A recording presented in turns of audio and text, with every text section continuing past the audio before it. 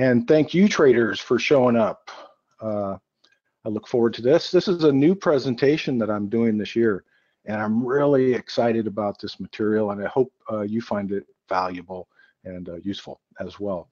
So please ask questions as we go, make it interactive.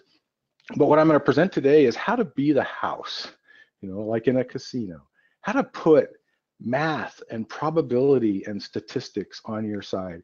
And it really doesn't matter what you're trading. I like trading stocks and options, but whether you're doing that or futures or Forex, doesn't matter. These same concepts apply. So I'm going to jump right into it. And again, please ask questions as we go. So I'm a trader. I'm not a financial advisor. I'm going to be looking at some real trades that I'm putting my money into, show you my setups, what I like about them. But whether anybody takes those trades or not, of course, is your own decision. Only you know what's appropriate for you. So I'm sharing what I do. Each person makes their own decision. All right.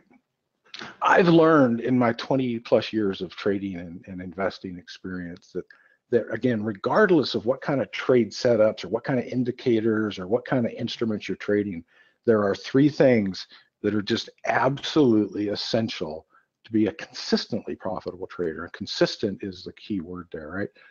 Everybody, even lousy systems win once in a while, right? But to be a consistently profitable trader over the long haul, right? I think you need three things. You need great trade setups. You need a high probability outcome, right? At least greater than 50%, and the higher the better. And you got to take trades that have the potential to make more if they win than they will lose if they don't win, right? You got to have a good reward to risk ratio on your trades. You got to have risk management. You got to control the downside, right? You got to control how much you lose, because every trade can potentially lose, and we don't know the outcome of a trade until we close it. So we got to control how much we would lose on any given trade, and we got to have a predetermined, black and white, objective way of managing a trade once we get into it. Because once we're in a trade, emotions can really get in the way. They can take over and kind of cloud our decision making. So if we have a trade management plan of what the rules are and how we're going to manage a trade that's predetermined before we place the initial order, that's going to help us be much more successful. All right. So let's talk about casinos. I said how to be the house, right? So we got a great picture here. People are at the craps table. They're all smiling. They're throwing the dice. They got their drinks, and it looks like they're on a bit of a run there. Right, they must have had a couple good rolls because they look happy, right? And going to the casino is good fun, I think, if you view it as entertainment, as a customer of a casino, right? You can go have a great time, play a little money. If you're smart, you figure out how much you're willing to lose, and if you win a little bit, that's great. And if you lose what you planned on, it's kind of like a dinner and a movie, right? It costs something, but we had fun. But are casino owners gambling? Absolutely not, right? So these people are the gamblers. They're downstairs. They're having fun. They're being entertained, hopefully. The people upstairs looking at the cameras with the green eye shades on are not gambling, right? They are not gambling. They're in business. And they absolutely ensure that they have control of two key variables. They control probability, and they control risk. Let's look at one casino game in particular. It's a super simple game. It's roulette.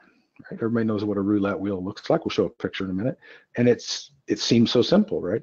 There's numbers, 1 through 36 on a roulette wheel. Half the numbers are black, half the numbers are red. So you have even odds, a 50-50 chance if you bet on red or black or even or odd. And you have a 1-to-1 payout. So if you bet $10 and you bet on the black, and the little ball after the spin lands on a black spot, you get your $10 back, and then you get another $20. You win 10 bucks, right? It's a 1-to-1 payout. But what's up when we look at this as an American style roulette table? It's different than European, right? But what is up with those green spots, with the green 0 and the green 00? That changes things, doesn't it? Those two green spots, 0 and 00, they change the odds.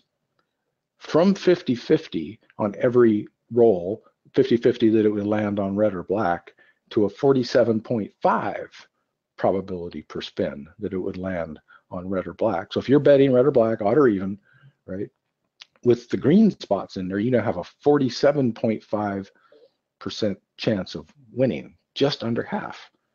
The house, the casino, they make all their profit on that 2.5% edge, right? Just because of those green spots. They're going to win over thousands of spins on the roulette wheel. They're going to win 52.5% of the time, right? It's a mathematical certainty. The way that ball is going to fall, assuming the roulette wheel hasn't been messed with, right? It's going to land on these numbers, red, black, even, odd, all that stuff in a normally distributed fashion. And they're going to win 52.5% of the time. And that edge is all they need, right? And so they do this day in, day out, and they'll give you free drinks and comps and perks to come keep spinning that wheel, because the more it gets spun, the more they win. They ensure that through two mechanisms, right? They ensure they have a probability edge, and that's via the green spots, and they control risk, right? So probability, again, is controlled by tilting the odds, the number of spots, just a little bit, 2.5% in their favor. And they control their risk via table limits. So you can't walk into a casino and over to the roulette wheel and put $1 million down as a bet. They have a table limit. You know, it depends on the casino and the whatever pit you're in. Maybe it's $100, $200, $500. But they're not going to let you, go put 10,000 or $1 million down on the black, because you might win, right? You got a 47.5% chance of winning. And to take that kind of hit would be a huge setback for them. They are not willing to lose that much money on one spin. So they establish a table limit. Pretty smart, right? So why not be the house? Why not make sure that in your trading, you have an edge? You have probability on your side, that the outcome, although unknown and not certain, is probable, greater than 50%, to go in your direction. And why not control risk so that if you do lose, which you're going to sometimes, it's a tolerable amount? Why not have a table limit? And what if you could do a third thing that the casinos don't do? What if you could make sure that your winners were bigger than your losers?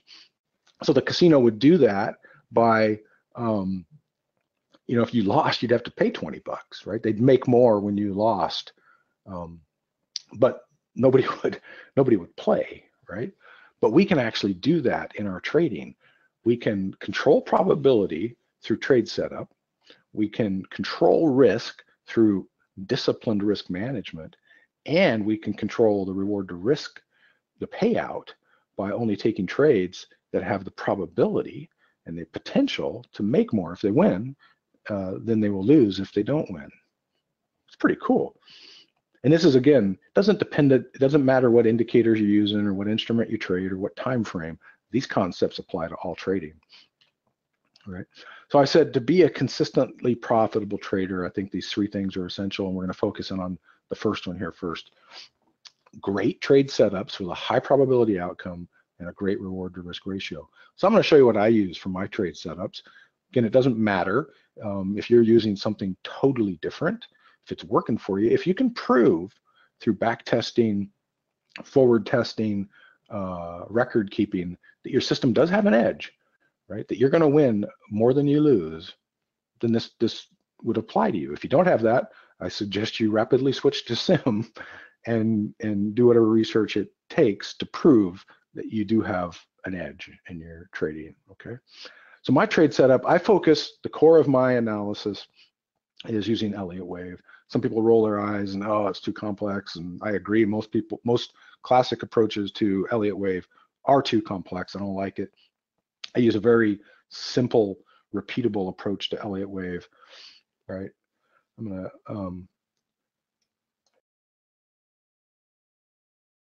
I had to cough. I got a bit of a cold here, so grab the mute button real quick. So Elliott wave simply says, hey, the price moves in waves wave of optimism, pessimism, and then optimism again. In an uptrend, in a downtrend, it's just the opposite. There's pessimism, and then there's a return of some optimism, and then it goes down again. All right, we try to trade wave 3 is the big impulsive move up, wave 4 is a correction, wave 5 is a continuation of that original trend. That's all we're trying to trade. And all my trades focus in on trying to trade one of these 3 waves. There's a great book, if you don't have it on your bookshelf, it's called Elliott Wave Techniques Simplified. It's on Amazon, written by Bennett McDowell. And I didn't write the book on Elliott Wave, but I helped. So I contributed to the book. I wrote a chapter in it, and it released about a year ago, and it's on Amazon. I think it belongs on every trader's bookshelf. It goes into the detail of how to take a simple approach, a repeatable approach to Elliott Wave. Now I combine it with Ichimoku Cloud. So I use Ichimoku Cloud to help me confirm when these big moves are starting, when they're ending. And I call it East meets West, right? Ralph Nelson Elliott was in the United States. Goichi Hisada developed the Ichimoku Cloud in Japan. They were working on them about the same time in the 1930s, and they have stood the test of time. So I use a combination of those in my trade setups. Let's look at the live example. I'll show you. Here's a trade we just took yesterday. So this is a trade that I called out in my trading room. I published to my pick subscribers, and I took with my own money. So this is TLT, iShares 20-year plus Treasury bond ETF, and this is a short trade. And so I've got a few lines on my chart here, and I'll walk through it for you. It may look a little complex, but it's not, because I'm just mostly drawing on here. So I said I like to trade either wave 3. This is wave 3. This is a big impulsive move, right? You can't miss it. If you just look at this chart, and we got, you know what, about a year and a half worth of data here on TLT, right?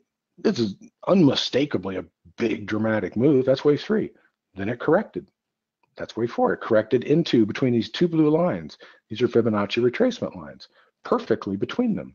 So there's wave 3. There's the wave 4 correction. Now we expect a continuation of that original trend, and we have a price target on it to go down to a Fibonacci extension area. So it corrects to a Fibonacci retracement zone. It extends to a Fibonacci extension zone. And so we're taking an entry yesterday. We took it at 122.41. We're in a little profit here. And my price target is in this zone between these 2 green lines. And I got my price. So I got this red line as my current stop. And I'm going to talk about stop management, trade management a little bit. This light blue line is my entry. This green dashed line is my target. I set my target at the upper end of this range to be conservative. And I want to know, even if it's a shallow extension, is the reward to risk on it still good? And so we can do just a visual reward to risk calculation on this by looking at the distance between the entry and the distance to the stop. And the stop is placed at a legitimate resistance point as price moves down in lower lows, lower highs, lower lows, lower highs, lower lows. Right? These lower highs are legitimate resistance points. And so I put my stop there. And so the distance from the entry to my stop is my risk. The distance from my entry to my target is my reward. And you can visually see it's about 3 times. The reward is about 3 times. So it's about 3 to 1 reward to risk ratio. That's outstanding, right? I'm tilting the outcome in my favor. Not only do I have a probable outcome greater than 50%, probably greater than 70% on this trade, right? Not guaranteed, but I have a high probability that this trade is going to win. And if it does, it's going to win big relative to how much I will lose if it does not win.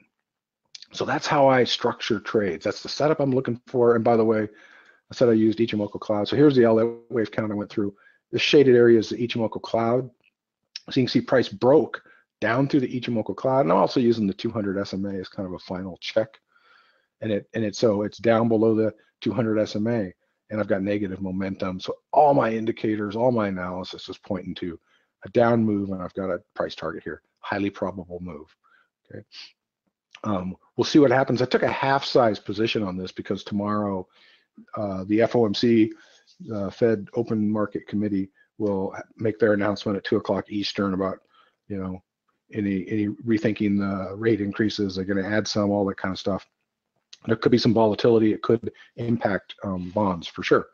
So I took a half size position yesterday. We'll see how it goes. I may scale into this, add to the position.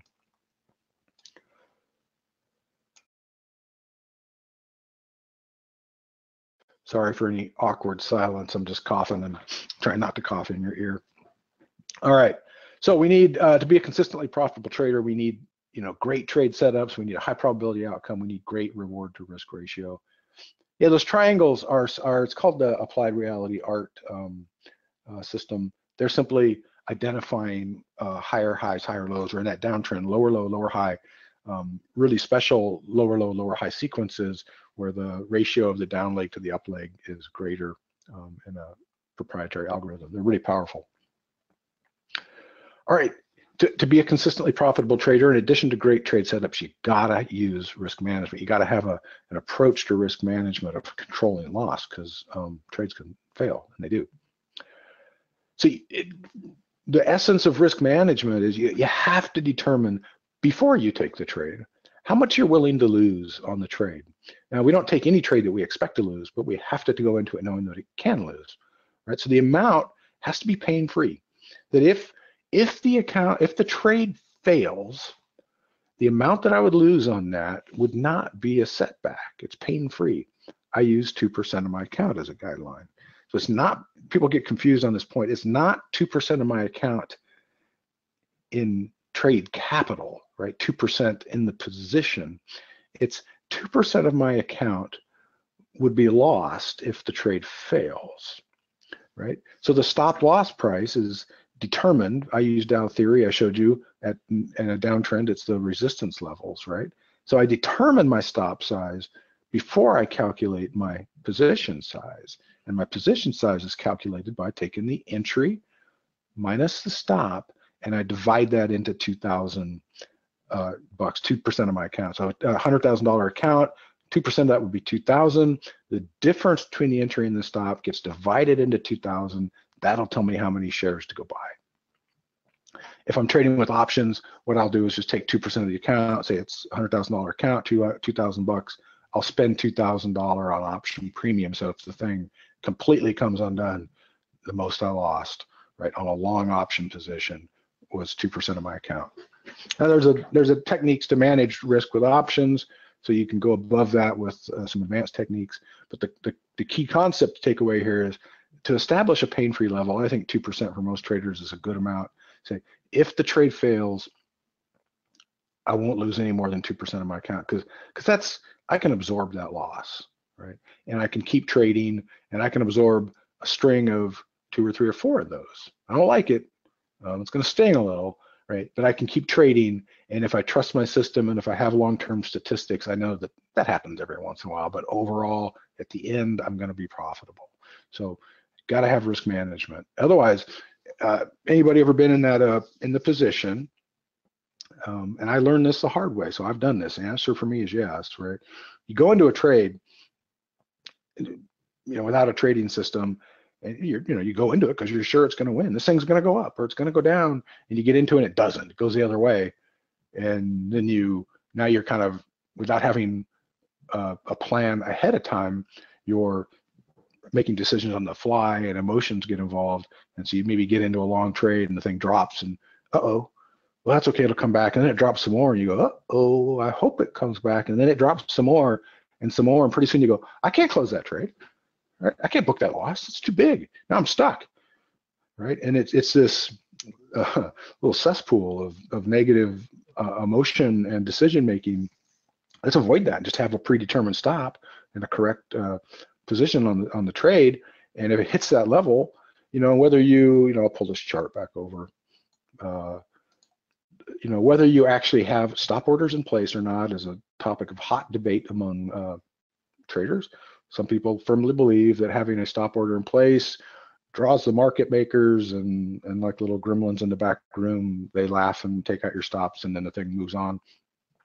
Whether you believe that or not, you got to have a pre-established, predetermined stop level, and whether you have an order in place or whether you just have an alert and you execute the exit when it hits that alert, doesn't matter, as long as you get out. Right? You have to get out at the stop and not begin second guessing it and let the loss get bigger and bigger and bigger. and painful, more and more painful. All right.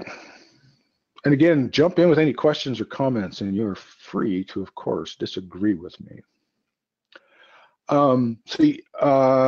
Let's look at it. Let's look at some real results and a statistical model that I built. I really like playing with Excel. I'm a bit of a math geek, and I wanted to model this over time. So let me show you first. In my trading room last year, here's the results that we got. So this is a grouping of trades we took in a period of time, right? And these are on daily charts primarily, some shorter term, right? Of course, we don't win every trade, right? But these are the symbols. This is the day we opened it, day we closed it, whether it won or lost, the P&L on the trade in dollar terms and in percent-wise, what direction we traded. All right, so we've got a sample of 66 trades here. We won, in this case, 48%, right? Which I'll show you in a minute is, within normal distribution for a winning system, and a payout ratio of 1.8, meaning the winners were 1.8 times bigger than the losers. And you can see our extreme, the losers never lose more than 2% of the account. This was a model $50,000 account, so they never lose more than 2%, $1,000 by design, right? That's the plan. The winners, on the other hand, sometimes they are small, things don't work out, but quite often they are bigger, right? Much bigger, and on average 1.8 times bigger. So what I did was took that data and put it into that actual trading data and put it into a model.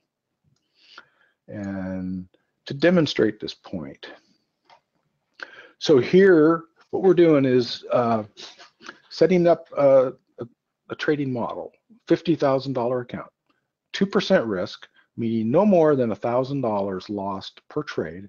But if it does lose, it's going to be a random loss between 100 and 1,000. So we'll just randomize that, and that's consistent with the results I just showed you. Every trade has a 60% chance of winning, because that's my long term. So that the sample I showed you was shorter term. Over the last several years, I have a 60% win ratio. Okay, so 60% chance of winning, and the random wins will be between $100 and $3,100. Okay, just kind of taking the outliers off and using that real data that I showed you. So what we do is we run a model here, and we run 50 trades, and I just use Excel's random number generator. So every time I press F9, it generates a random number for 50 trades, and since this is a 60% chance of winning, if this number is 0.4 or below, the trade's considered a loser. If it's 0.41 or above, it's considered a winner. And again, a random P&L, right, between negative 100 and 1,000 for a loser, positive 100 and 3,100 for a winner. And then we bin those, do a weighted distribution so we could chart them, right? So we group the winners for different win size into buckets here so we can graph these things and look at the distribution. And is this accurate? I want to make sure that because even if we have a long-term 60% win ratio in a smaller subset, say 50 trades, it's going to vary. There's going to be normal distribution. There's going to be variance within that number. What we want to see is what can we expect? So as we're taking trades, over a few weeks, few months, and we see results may be different from the longer-term results, is it still within the expected variation? And I want to make sure my spreadsheet and my randomizer were working correctly. So I took 300 samples here and absolutely normally distributed data. If you're familiar with statistics, this is a normal distribution curve with 61% win rate right in the middle. So it's actually working, and it's pretty cool. So every time I press F9 here, make the spreadsheet recalc, what it's going to do is sample 50 trades, and you can see this red line is a break-even line, so this is 0. And it's going to say, hey, there were losers over here, and there were winners over here, but this thing is skewed continuously to the right, right? The winners are weighted by design because we're only taking trades that have a higher probability, and we're letting winners run. The worst thing you can do as a trader, everybody's heard this, right? Cut your losers short, cut your losers soon, let your winners run, right? If you're taking trades like TLT, like I showed you here, this is my setup, and it doesn't matter what instrument you trade. If we were to I got this trade on. Let's say it drops $5 and we got a nice win and it did it pretty quick. We go, okay, I got some profit. I got $1,000 in profit. I'm just going to close the trade. Right? I'm going to take my winnings and not let it run down to the target. What does that do to this model? What it does is chops it off right here, and it starts to make your winners equal to your losers.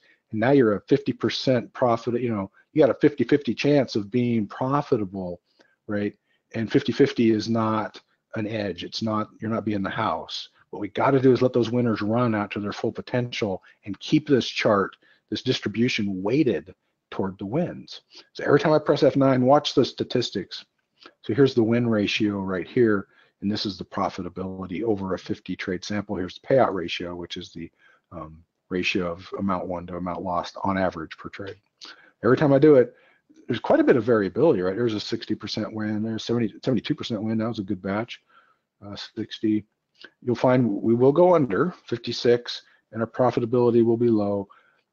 But no matter how many times I run this, if my trading rules and my trading setups are structured to these parameters, what's the thing you notice that never ever happens, right?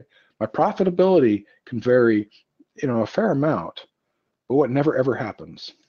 Anybody got a guess there? Just go ahead and type it into the chat box, and I'll just keep pushing the button here. Yeah, it never loses, right? It's never a net loss. Now, what if I were to, and I can even dial back my win ratio. I've got the spreadsheet set up here. Say I'm only going to win 50% of the time because of my trade setups, ensuring that I stay with winners and cut losers soon. I'm still profitable, right? I'm still profitable. Even if I narrow the range of outcome to 50%, I'm still a profitable trader. Let's put this back at 60. What happens if my max wins get capped? If I jump out of trades too early? Uh-oh. I still win a little, but I also have net loss periods, right? Because my wins are equal to my losses. Now it's just up to, I don't have an edge. It's just random variation. That's not good. I'll just keep doing it. We'll get another red one here soon. So this is a great way to test your trading system and to validate it. If you have good results, to put it into a model like this. And hopefully the whole point here is just to reinforce those original 3 thoughts that I opened up with. And here, if we just have a normal that's 68, let's get around 60% win.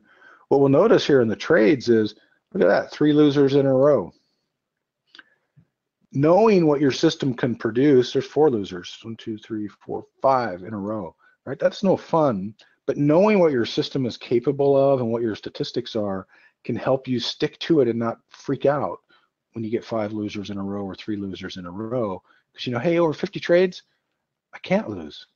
As long as I follow my rules, I cannot lose. That's a good position to be in, actually. I like it. Okay. So again, I'm a bit of an Excel geek. I had fun setting that up. I hope you found that useful. The last thing you need is trade setup or trade management. And again, this is how you maintain that idea of a high payout ratio of making your winners bigger than your losers. It's having a predetermined plan for how to manage the trade once you're in it.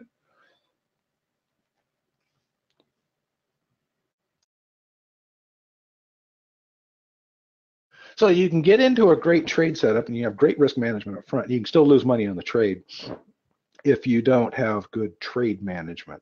And that means taking profit at the right times, adding to the position strategically, staying with a winner for as long as possible, exiting the trade at the right time. So those are all part of great trade management.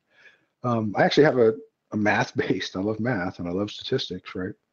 I have a way of adding to a position without increasing the risk. So to think back to the casino and to blackjack, if you're familiar with the game of blackjack, if the dealer's got a bus card like a 5 or 6 showing, and you've got like a 10 or 11, that's that's the situation where you would double down every time. You would double your bet because the odds of winning just increased dramatically. A lot of traders use a strategy called double down, where they will add to a losing position with the thought being that it will lower their average cost basis. Yeah, well, you do lower the average cost basis, but what do you also do? You increase the risk. You increase the potential loss. So I think that's a terrible strategy. I would never do it. But if the position's in profit and you have moved your stop, you can add to the position and not increase beyond the original risk of the trade. I think that's pretty smart. I think that's a good play. So here's a screenshot and talks about how I do risk management or trade management. So I use, we saw these pyramids. I use Dow theories, higher highs, higher lows, higher highs, higher lows. I put my initial stop at a higher low, and then as the trade plays out, I trail my stop to new higher lows, new support areas.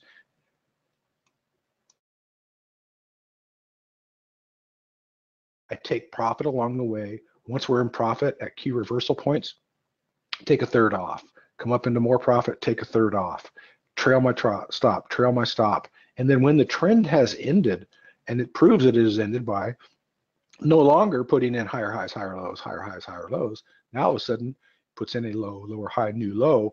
That's where my stop's going to be. It takes me out. I'm out of the trade. I stayed with the whole trend. And then, this is a wave 3. There's the correction. Now we're going to trade wave 5. And this is a real trade that we actually took. These are ones we did on Vail mining. It was a beautiful winner twice. So that's how I take profit at key points. I trail my stop according to the reality of price movement.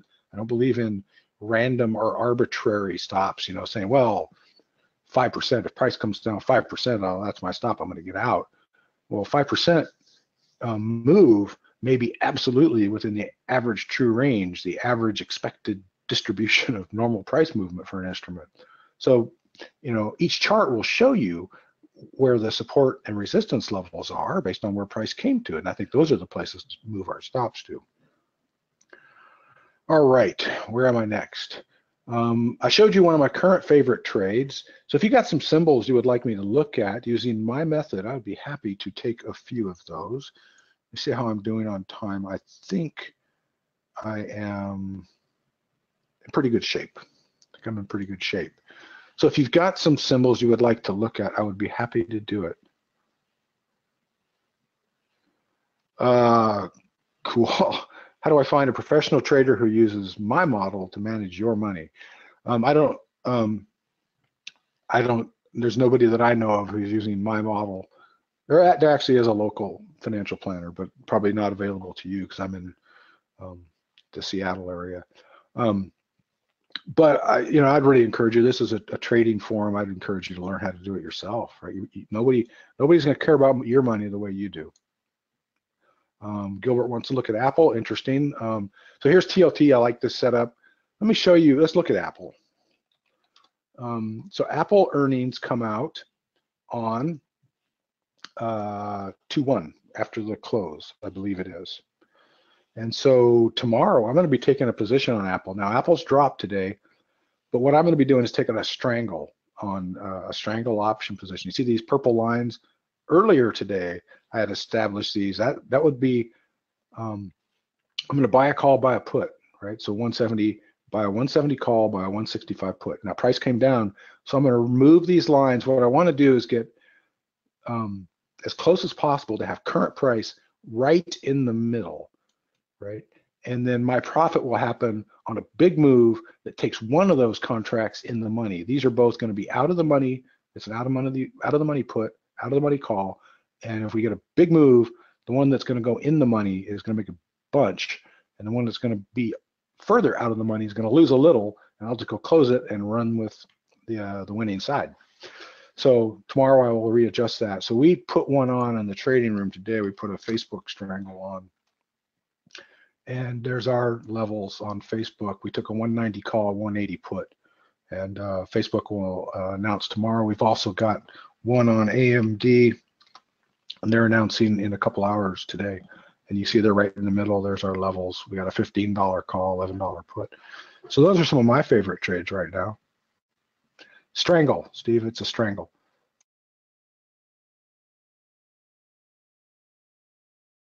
Straddle is the same strike price. Call and put options at the same strike. A strangle is taking different strike prices. For these, we're doing the March contracts because we only expect to be in it a couple days. We just want the earnings hit and a little follow through, and we're going to close it. So we're using the March monthlies. Live cattle. Jack wants to look at 5. You know, for the ones that have big volume on the weeklies, it may be. But what I don't like about the weeklies, John, is what if we get into a big move, right? If this thing really takes off and continues on, I don't want to be pushed out of it. I don't want to have it expiring on me. I'm gonna go kill the losing side. But if it really starts to run, I'd like to stay with that for a little while. Yeah, let it run, man.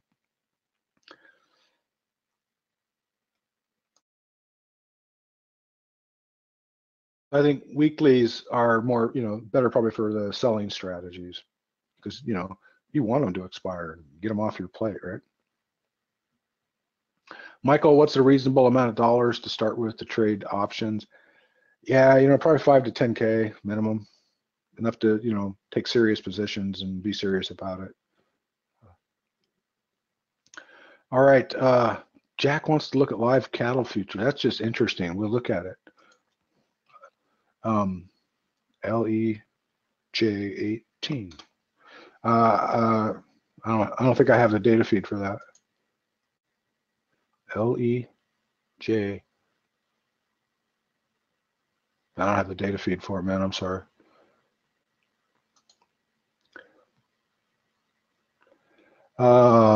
Any other symbols?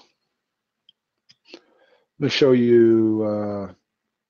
I showed you Facebook, showed you Apple, showed you AMD, TLT.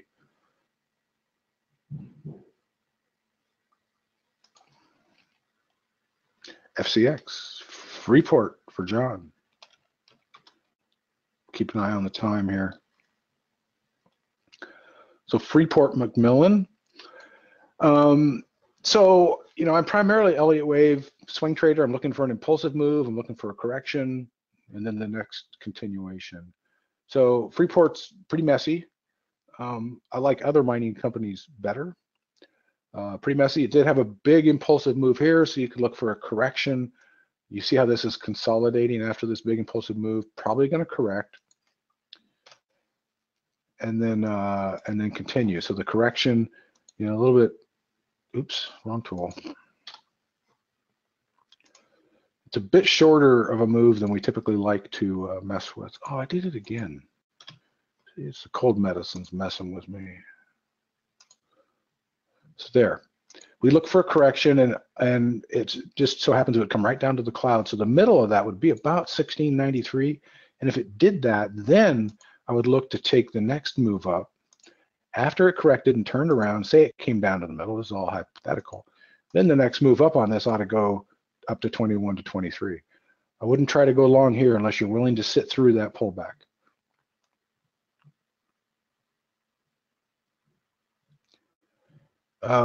Mike, I'm using TradeStation. My setups here, I'm not sure what your question is about them, right? I'm not following you, man. I'm sorry. PNC for John.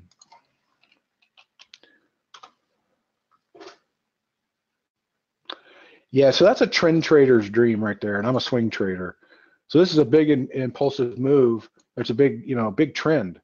It's a beautiful trend. So trend traders love this. Every time it pulls back to the cloud, they would take a new position or whatever. I'm waiting for the correction, and it may be a long ways off. So that's a beautiful trend, but it's not my setup. Let me show you what I do like here.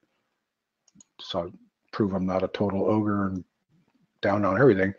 Here's a DGX, Quest Logistics. Here's the impulsive moves. So after we get a big, beautiful trend and we get a correction, then I like to trade the next move, the continuation, right? So I want to catch this one early. If there's some meat on the bone here in the correction, we'll trade it, and then the next move. So I'm looking to get to 120.29 on DGX, Quest Diagnostics. All right. Where are we in the presentation? And time's getting a little bit short, so I better do my thing here. Again, just to reiterate, I think you need great trade setups, great reward to risk ratio, a high probability of the outcome. You got to have a way to manage risk, got to have a way to manage the trades if you want to be a consistently profitable trader over the years. Anybody agree or disagree with me that those three things are just essential? You know. Hey, how many of you are excited about what we talked about here and the potential of it? Some of the trades we looked at. You feel, but maybe feel like this dude. I showed a lot of information, right? Kind of a fire hose. I got a quick special offer if you'd like to find out more with me. I'm going to go fast because time is getting super short. I want to answer any questions you have.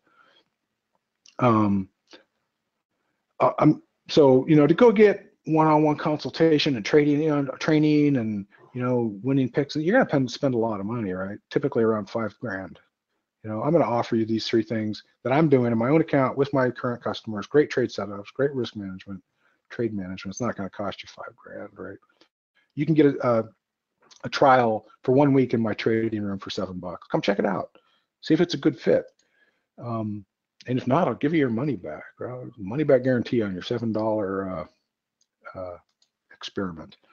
Because you know, I want to make sure it's good, and if it's not a good fit for you, then give your money back. And no hard feelings, no questions asked. I'm going to put the link here in the chat box for the entire audience. So there's the link, $7 for a 1 week trial. You can be there tomorrow morning with us. And by the way, tomorrow we got a special one in the afternoon as well for the FOMC meeting, because that's going to be a really big deal. Okay. And there's a link in the box, or you can text trial to this phone number, 360-310-4171, and the links will magically appear on your phone. You can also, if the trading room's not your deal and you just rather get you know, advisory on picks and you know, not have to tune in, I can, you know, the pick service, I take 1 to 2 picks per week.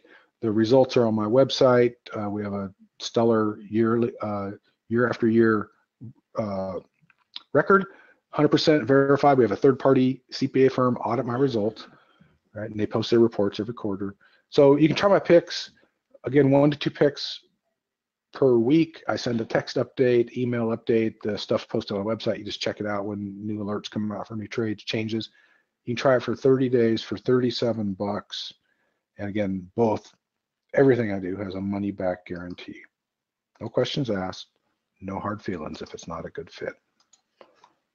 So there's a link for the picks trial. So you can try either one: trading room for a week for $7, stock and option picks for 30 days for $37, 100% money back guarantee, and check it out. The picks, you'll have access to the current picks right now. There's some good ones that you can still get into. Trading room, you can be there tomorrow morning as we watch the AMD results and we fine tune our Facebook strangle and we get ready to take our Apple strangle tomorrow in the trading room. Again, you can text trial to this phone number here and get the links that way as well. Well, I think I am out of time, Renee, if I'm looking at the clock correctly, right? And so I will turn it back over. And hey, thanks traders for your attention, for your questions, your interaction, and I hope you enjoy the rest of the presentations. You got some good stuff coming.